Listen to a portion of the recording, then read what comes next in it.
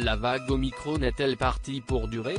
Ce mardi 25 janvier sur LCI, le ministre de la Santé Olivier Véran a pris la parole pour faire le point sur la situation sanitaire. Il a notamment évoqué la propagation du sous-variant BA. 2, petit cousin d'Omicron, au cœur de toutes les préoccupations depuis maintenant quelques jours. Majoritaire au Danemark avec plus de 50% des cas aujourd'hui, BA.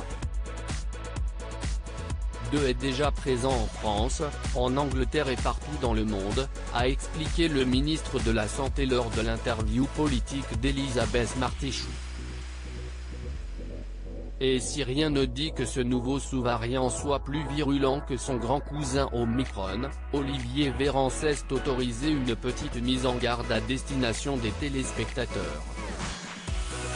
Ce que nous disent les Danois, si est exactement le même, qu'Omicron, note de la rédaction, à une différence près qu'il nous faut explorer, je n'ai pas de conclusion à faire à ce stade, qui est qu'on pourrait se recontaminer potentiellement au bas.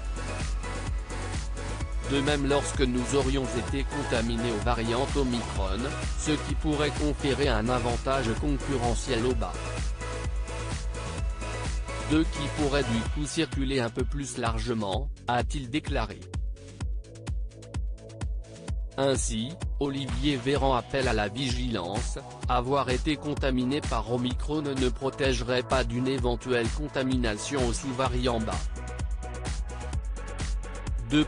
Nous n'avons pas passé le pic en somme, la prudence doit rester de mise.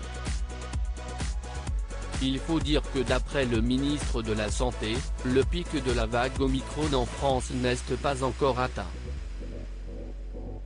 Nous n'avons pas passé le pic, même si dans certaines régions c'est déjà le cas, a-t-il indiqué face à Elisabeth Martichoux. Nous allons le franchir, nous devrions atteindre le pic ou un plateau, c'est une affaire de quelques jours. En date du 25 janvier 2022, plus de 3000 patients atteints du Covid-19 sont hospitalisés. 394 décès ont été recensés dans la journée du 24 janvier, un niveau qui n'avait plus été atteint depuis le 26 avril 2021. Loading widget.